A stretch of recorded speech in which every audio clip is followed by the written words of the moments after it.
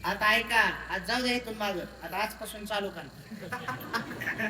है का नाही?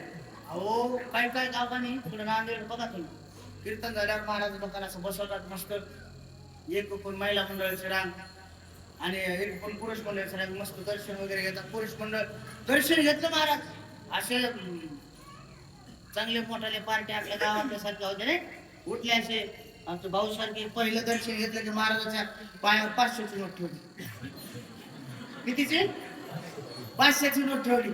आणि मग ऐका ना, आता ते मी उचलून घ्यावा का नाही, उचलून घ्यावा का नाही मी, पण अशा म्हणलं हिला लागून 100-50 100-50 आले, कशाला उचलायची म्हणलं.